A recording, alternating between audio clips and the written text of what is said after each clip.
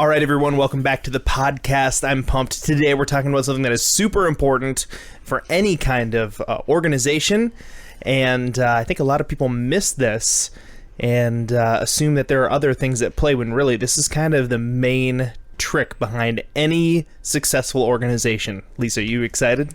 Always. So yeah, we're talking about the power of compounding effort, or giving things time to grow and actually having the patience to figure out what is going to work and letting it work for a while to actually be able to see if it's working or not. Mm-hmm. I think a lot of times when we talk to organizational leaders, when they do have patience, it might be in a season where it seems like things just aren't working. And sometimes I think patience is given as the excuse to just kind of throw in the towel for a short amount of time. Like, oh, we just need to have patience. Rather than thinking about patience as something that is proactive. Like patience as a choice from the very beginning versus something that we might jump to when we just don't know what else to do. Yeah, just like we put up with a problem rather than saying, hey, we know that in the long term this is going to pay off, so it's worth doing a lot, doing it consistently, and doing it over a long period of time. I've learned a bit about this just from studying different organizations and also YouTube channels that seem to just explode overnight. Some do. Some YouTube channels especially will just like literally just show up out of nowhere and explode in a really, really good way. But the ones that didn't have that time to actually grow healthily and they just explode can also completely drop within just like one wrong thing said, or the audience that came in to watch and engage, and the organizations where people came and globbed on real fast without the structures in place and the consistency to kind of build the trust over time. Without those things in place, all of a sudden they're just gone in a month. It's like, what happened? And I think a big piece of that is that there wasn't that consistent compound effort that actually grew them to where they were. And we see this too when it comes to organizations, where when we're talking with leaders, sometimes we'll see the beginning of an idea, the beginning of what the vision could be, some action that seems like it might be the right action, but it might not be the right action. And either there's this crazy intense push, and sometimes it works really quickly, but then it kind of falls off. And maybe there wasn't the patience to stay in the moment and really figure out what about this worked rather than just assuming what worked. Or sometimes there's not that long-term patience where you actually find what the right action is, and then you just keep doing it and doing it and doing it and doing it and doing it and doing it until you wonder if it's working, to really see what the fruit of that could be. I know we were chatting about this a little bit earlier today, and I've seen this from organizations that are not only pretty well established, maybe they've been going for a long time, and they get going on like a quick, we're going to do this for 2 weeks, and then they kind of stop because they're not seeing the immediate results that they're looking for. But sometimes it goes all the way back to the beginning of an organization, when someone has an idea for a cause that they want to help, and they kind of run into it without really allowing the idea to develop, without really getting the outside input, and without taking the time to make sure that the foundation of their idea and their dream and of what they're trying to do is really, really solid. And I don't know, I think sometimes we just forget to take that time to make sure that something is rooted really, really deeply, not just in the people that we're trying to lead, but in ourselves. And that's not a fun part of the process. It's not fun to do that preparation before we really start taking the action that we're looking to take. And I think, too, the part of the preparation isn't just planning before you start. It really is getting that feedback and actually putting things out there, starting the cause, doing a few things, seeing what's working, seeing what's not working over time, instead of just like, okay, I did all this strategy, all this planning, and now I'm going to put all my eggs in one basket. And because you might find after just a week of doing it that all your planning was in vain. There's like not really any, there isn't any fruit from this. This isn't necessarily what what's needed in the world or whatever, right? And this is something that I tend to fall into. I'll be very honest about this. I am someone who likes to research. I like to plan. I like to know things are going to work 100% before I ever start doing anything. And being married to Ted for a long period of time has taught me that is not the most beneficial way to do things. There are times where you need to, do the research and really make sure that you're taking the right next steps and be sure about it. But at the same time, a lot of times you don't even know what the right next steps are until you've taken the first step. There have been times that I spent way too long trying to research and plan, and then I would execute on one thing and realize I had gone in the wrong direction. Like I had just chosen the wrong thing, versus if I would just start at the beginning and taken a single step and realized, yes, this is the general right direction, done a little bit more homework, gotten some more people involved, gotten some feedback. And this is where the measurable impact really comes into play, to be able to see what's growing and what's working, then continuing steps in that direction. I feel like part of the gathering data is in taking the steps and seeing if the steps are working, which is kind of a weird thought, because for me, it's taken me a long time to get to this place where I'm willing to have that imperfect action, where you tend to jump into things a little bit more. Yeah, well, I mean, the risk that you run in that scenario is a couple things. One, you might never even start. And secondarily, you might run the risk of doing a lot of planning that ends up being wasted time. Now, on my side of the spectrum, you can run a few risks as well of just ending up scattershot, starting way too many things, not actually focusing and really drilling down into one thing that works well. And this is why we talked about measurable impact just a second ago. Measuring what you're doing and being able to show the results isn't just a means to an end. It's not just about building trust with the people who are following you, who are engaging with your organization, but it's also essential that you take that data and you make decisions based on it, right? If you do 3 different fundraising events, and then you know, wow, this one worked, you should probably do more like that rather than like the other ones, right? Or if you are really trying to end hunger in a certain place in the world, there are going to be things that you do that work really, really well, and there are going to be things that you do that don't work well. And measuring the impact isn't just about being able to show people, these are how many meals we've served, but it's more about showing, hey, we found a way to really make a big impact. This is going to make your donations go a lot further now that we're going down this track. And this goes back to the 80-20 rule, which says that 80% of your results come from 20% of your actions. And as a leader within an organization, you need to be able to look at all the different things that you're doing and figure out which things are really causing the massive amount of results. And this has to do with every part of your organization, but especially when it comes to whatever it is that you're trying to grow, whether it's the impact for the cause that you're trying to do, or maybe you're at a spot where you're like, we're doing as much as we can, but we don't have enough volunteers, or we don't have enough funding, or we don't have enough of whatever area it is. Like, let's just talk about getting volunteers. Maybe the way that you're looking at getting volunteers is you're putting all this effort into making phone calls, sending out emails, like just talking to random people and trying to recruit. Maybe you're doing all those things, but maybe one of the things that you're doing is going to current volunteers and just asking if they have friends or if they have connections. If you look at all those different avenues, there's probably one of them that is feeding your organization the most amount of volunteers. That doesn't mean completely disregard the other ways, but it really needs to become more of the focus and the attention so that you can get to that next level within your organization, so that you can then continue spinning your flywheel and growing your impact. Yeah, one organization we were talking to recently said that they do a training one time a year, and it's one of their biggest pushes for new volunteers. And this is where they get a lot of their new volunteers, is this training one time a year. And Lisa and I were thinking, well, geez, if it's one time a year and it's your biggest thing, why aren't you doing this a few times a year? You know, doing once a quarter or something to really bolster that volunteer base. Clearly, there's something about you offering a training for what you're doing that is getting more people interested. Maybe there's a perceived learning curve for some of the stuff that you're doing, and people want to get involved, but that's the thing that's stopping them, is like, I don't know how to do this well. And so really diving into what those things are, and then being willing to actually have the patience to see if they grow.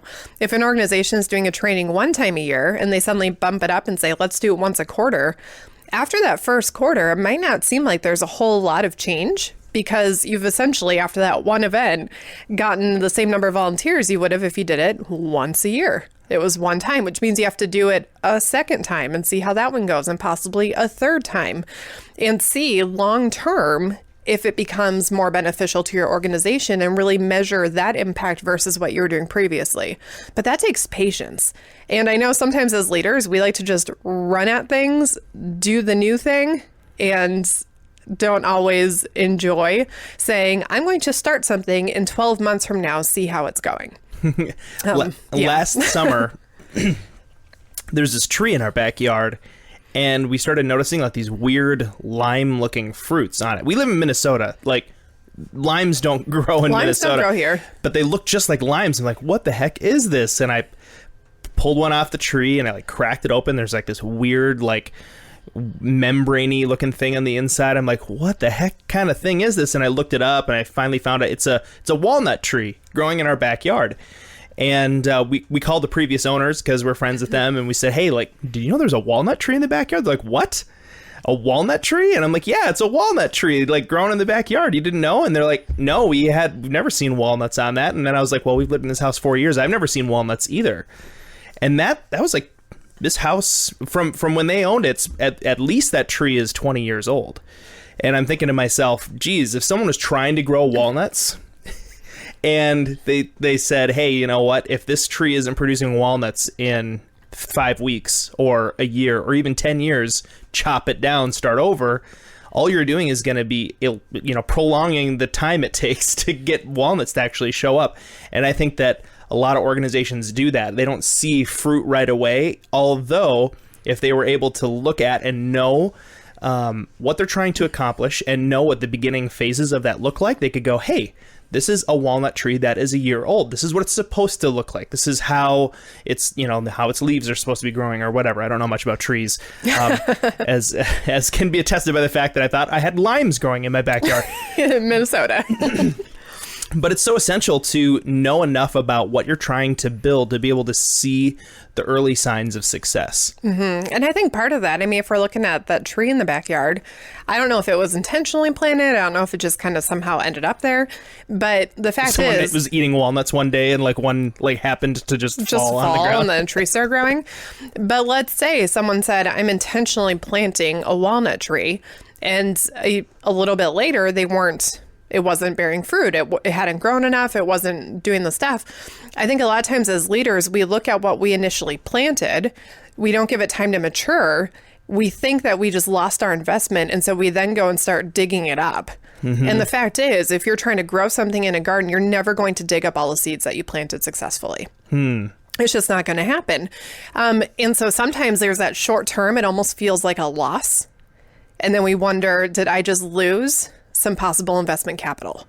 Whether that's financial or time or energy or creativity, because we know it takes a while to come up, well, at least it takes me a little bit to come up with ideas. Well, it takes me a while to come up with good ideas. I can come up with lots of ideas. It's just I have to barrel through a whole bunch of bad ones. But sometimes that short-term amount of loss makes us feel like, oh my gosh, I need to feel like I can recoup that immediately because I don't like feeling the discomfort of maybe this won't work.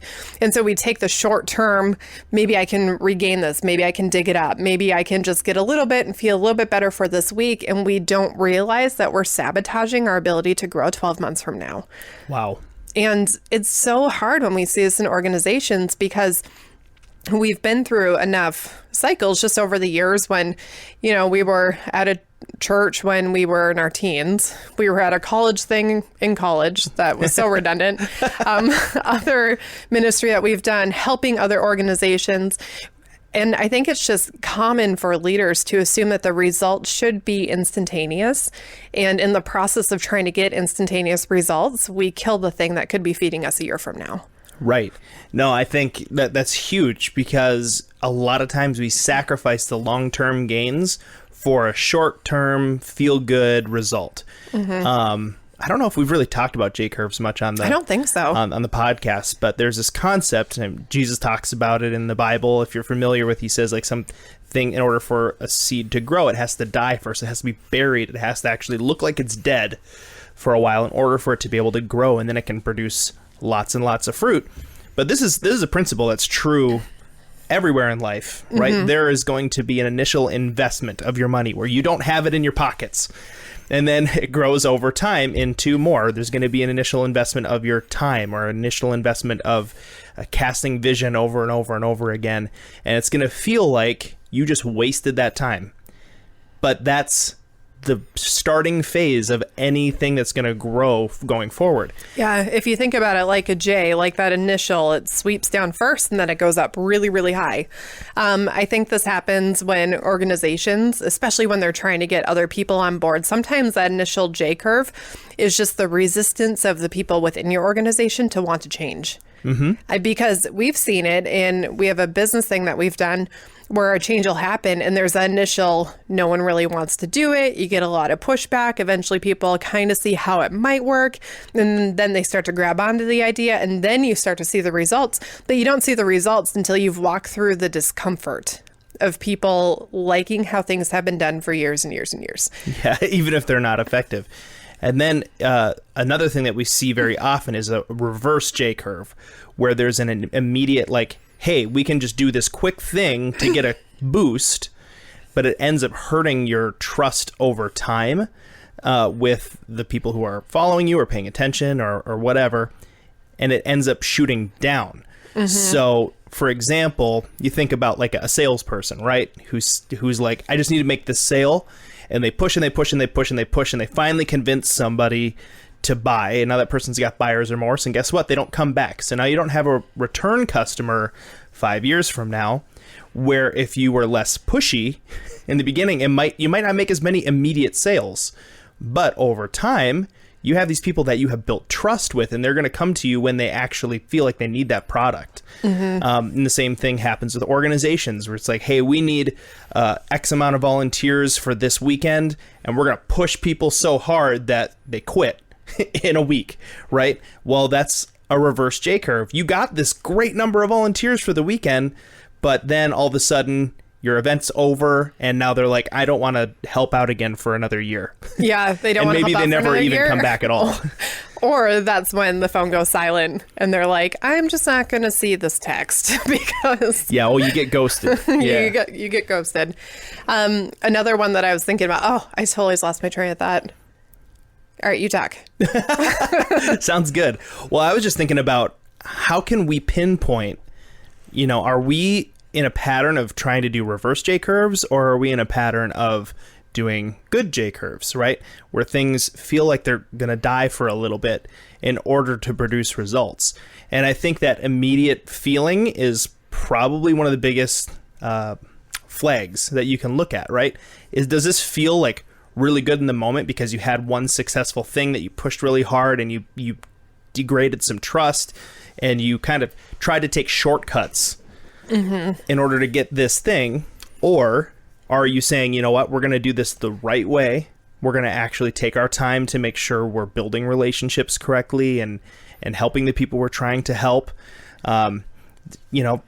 Lying, cheating, stealing, those are reverse J curve type behaviors. And so if you feel like you're lying, cheating, and stealing to get something, chances are you're in a reverse J curve cycle. Yeah. You need to fix that immediately. Or if the people around you feel like you might be lying, cheating, or stealing. Yeah, even if you're not. Even if you're not. But if you're coming across that way, we can't always control people's perceptions, but there is a point where if the people around us get icky feeling when we're talking to them about what it is that we're trying to do, we need to have enough awareness of their reactions to be able to pick up on that and think, maybe I'm asking too much of this person right now. I got to shift the way that I'm doing this. Yeah. Yeah, that's really huge. So let's put this in the context of something that a lot of our nonprofit leaders that are listening to this podcast are dealing with. So one thing that I think of a lot when we're talking to nonprofit leaders is often nonprofits, you do some sort of fundraising event, some sort of volunteer push, some sort of something over the course of a year. Typically, you might have an event, let's say you do it twice a year, right? Let's say you have an event that's coming up in August. I've heard a lot of nonprofit leaders say, it's coming up in August, which means I can start in the end of July. I can start kind of toward the end of July, spend 3 or 4 weeks planning for it, and then we'll do it, and it'll go just fine.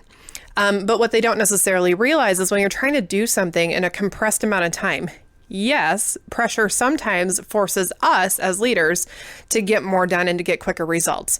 However, sometimes those results come from cashing in too many chips with the people that we're trying to get to help us out with that event. So we're having to call in favors for the people who have donated the most in the past, people who are already helping with the organization, people who are already investing in what it is that we're trying to do. And we basically have to ask them to increase their investment because we haven't given ourselves enough time to fully build up all of the different people and all the different systems and everything that we need for that event to really work. Where instead, if we said we have an event every single August, which means we're going to start in January because we have an event at some point in the spring, we're going to build into that event, use that event as a way to identify leaders and start planning ahead for the future event, and then give ourselves 4, 5, 6 months to really grow as an organization and grow so that we're getting the right people and grow so that we're getting the right system so that it's a healthy event that has brought energy into the organization versus sapping the people who are near us. That's a very different mindset going into an event. And as leaders, a lot of times we can pull off great events in 4 weeks if we need to. Yeah, I mean, it's the risk that we run. I saw this a lot working in music ministry stuff where the musicians that could just show up and just do it would put things off to the last minute. A lot of times show up completely unprepared because they were used to being able to leverage the skill that they had as a musician to just get by. And I think leaders do the same thing, where it's like, I have the ability to call up somebody and I can actually get them to come and help out. So we lean on that a little too much and we say we only need 4 weeks or we only need 2 months to be able to plan and get this event ready. Really what that ends up doing is it puts urgency on us as the leader, and then we start taking shortcuts to get things done. And really, it's the long process of growing something and letting it mature that builds the healthiest organizations and the healthiest events, whether that's fundraising or volunteer pushes or just trying to accomplish a big thing with the funds and the volunteers that you have amassed, right? Mm-hmm. Big projects take big planning, but not just planning. It's not just, here's what's going to happen. It's thinking through, how are we going to do this in a way that builds the organization, doesn't just build the goal that we're trying to reach, but builds the organization, the process, because you can leverage those big events to build every area of your organization, not just the one thing that you're shooting for with a goal. Mm-hmm. And this is something that we firmly believe in. Like one of our programs when we're working with clients is to help them put on a growth event, and we give a year of coaching. And it's not just meant to be, here, we're going to help you put together a quick fix so that you can reach your next thing.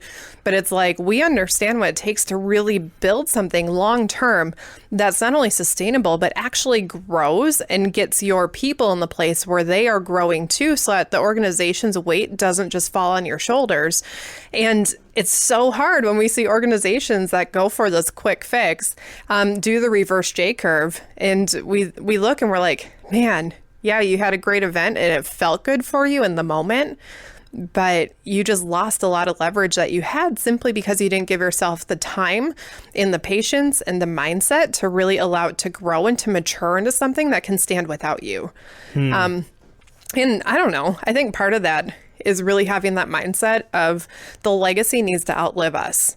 And if the legacy is based on our ability to call in a quick favor, that's not something that can perpetuate if we weren't able to be there. It's true. Like your event should eventually be at a place where, let's say you have to be out of town, but your event is always the first weekend in August. That event should be able to build to a place where it can happen better without you than if you're there. And Right. if you're not at a place where that's possible, then I think that you might need to consider looking at your patience when it comes to building up the systems and really building this with longevity in mind. Yep. The other fallacy that we run into, we talked about this last week, but the tyranny of the urgent, if you give yourself a little bit of space and say, you know, this next event doesn't need to be the absolute biggest, best event ever. You can say, you know what, we're going to do this event to the best of our ability. But it also, best of our ability means it's going to grow the entire organization as part of the process, which means it might not have the most flashbang, amazing advertisement stuff. and it might not have the best logo, and it might not have the absolute best creative whatever that you could do with it. It might not even have the best impact that it could have had. But you want to play the long game, and you want to do this in a way that you're going to be able to continue doing this in 10, 15, 20 years. And you're going to want to do this and build this in a way that it can continue to live on after you're gone. That's the whole idea of legacy building. We don't want to just build. We're not event builders. We're legacy builders, right? Think about this. If you right now pick out the 5 people closest to you within your organization, are you running things in a way where 10 years from now, they're still going to want to be on board with you? Or is it every single time you have an event, they are the 5 key people that you lean on every single time, and eventually they might get worn out? Like, what is that looking like? And if you're using the same 5 people every single time, are you growing more people so that you can have more than 5? But really taking a look at that for yourself, and really taking a look at that for your organization, and understanding that it's so important to be growing long term, and sometimes that means taking a short term ego hit. Like Ted just said, you might not have the best of the best of the best of everything, but if you have something that's 85% quality going out compared to last time, but it was done by brand new volunteers and completely new people within your organization, and now they all have skin in the game as a result, I think that's a better result. That's a better end result, even though from the outside it might not be the thing that people are like. The people who know nothing about your organization go, "Oh my gosh, that was awesome!" But the people who are in your organization and who are seeing a little bit more behind the scenes are going to go, "Wow, that was healthy. That was really good. That was healthy." And then you're becoming a people development leader, which is a whole different level of leadership. When you start developing the people around you, when people see that, people come to you and they think, man, if I'm part of that organization, I'm going to be developed as a leader too. And people are really attracted to that because they want to be invested in. Absolutely. They want to be, they want to be trained. They want to be invested in. They want to be encouraged. They want to be recognized in front of their peers, and they want to be acknowledged when they do a good job. And if your big pushes aren't allowing for all those things to happen, all you're doing is you're just extracting from people. And over time, there's nothing left to extract. And they leave. They leave the organization. They stop donating. They start ghosting you when you're asking for volunteerism. And so maybe you're having a lot of that happen right now. That should be a really, really big red flag for you, saying, I need to change the way that I'm doing this. Because, man, that was really smart what I just said. I'm going to say it again. People want to be trained. People want to be invested in. They want to be encouraged. They want to be recognized in front of their peers. And they want to be acknowledged when they've done a good job. And if your next big push that you're doing doesn't allow you to do all of those things for people, you are actually hurting yourself with your next big push rather than helping your organization. And that means doing all those things in the process of putting before the event is happening, in the prep, doing it during the event itself, and doing it after the event. If you are so worn out after your event that you can't call people and celebrate what has happened, you need to relook at your leadership structure, make sure that you have the right people on board and that you're allowing them to lead and training them up so that you have the capacity to be able to do what you need to be focusing on as a leader. And that is building those relationships more than anything else. We sometimes get so focused on those tasks that have to be accomplished that we forget that it's all about the relationships that we're building with the people that we're trying to help and that are partnering with us in the helping the cause. Yeah. That's good. Okay, so what is your next big goal? And what is the event or the push that you're doing to get there? I want you to think about that for just a second. Okay, now I want you to think about the fact that that goal needs to not be the end, but that goal needs to be a means to an end. That goal is basically an excuse for you to train, encourage, invest in, and acknowledge and recognize people. That's the actual end. Your goal is a means to an end to get there, because that's what's actually growing your organization. Yeah. I'm going to share this. I was talking years ago to a nonprofit leader down in Florida who was just phenomenal. I called her with a question. I think she spent like an hour and a half on the phone with me, and I just have pages of notes. Like, I still have those notes. I have them saved because I will never, ever, ever lose those notes. But I kind of asked what her events looked like, because they put on some big events every year. And her attitude toward it was so interesting because they do a big event. After the event, they kind of gather all their leaders together and talk through what went well, what didn't work well, like everything that they could change for next time. And then she talks to the current leaders and says, who did you identify as the next leaders? And she has it so that no person can be a leader at 2 events in a row. They're not allowed to. That's smart. They're welcome to come and volunteer. They're welcome to come and be a part of it, but they're not allowed to wear a leader t-shirt. They're not allowed to know all the details of what's going on because she doesn't want to put people in a position where they feel like they always have to lead. And when I heard that, I was so impressed with her as a leader that she was willing to spend more time training people and raising up leaders than just taking the easy route of going with the people who have done it before, even if they're doing the same type of event back to back. Wow. Yeah, they could do 2 of the same types of events and she would still not allow a leader who is already fully trained in that type of event to lead the next one. And that just shows that she's thinking through, what is the purpose of this event? The purpose of this event is not to raise money. The purpose of this event is not to go and rebuild or fix somebody's house. The purpose of this event is not to collect a bunch of food items for donations. The purpose of the event is to develop people into being world changers. And through that, we might not get all the credit for something that somebody else might have gone on to do, but inevitably we're actually creating a real legacy by doing that. Yeah. So that's what we want you to be thinking about this week. You want to repeat your questions again? Because I think they're important that people think through them. Okay. So think about your next goal or your next big event or push that you're trying to work toward. Maybe you're a church and you're wanting to see attendance go up. Maybe you are an organization that's bringing in donations for food and you want to just see those go up. Or maybe you're trying to raise funds or bring on a bunch of new volunteers or train a bunch of people. What's the next thing that you're pushing for? Now I want you to think about, how are you doing that in a way that you can train people? How are you doing that in a way that you can invest in people? How are you doing that in a way that encourages and recognizes people in front of their peers and also acknowledges them for what they've done? If your event or your growth goal that you're going for is doing those 5 things, and the real purpose of it is to do those 5 things, then you're set on the right track. So that's our thought for you this week. Thanks for listening to the Legacy Builders Movement. If you appreciate this podcast and find that it's valuable, the best way that you could help us is to subscribe and leave us a rating and review. To learn more about Legacy Builders, go to legacybuildersinternational.com. That's legacybuildersintl.com.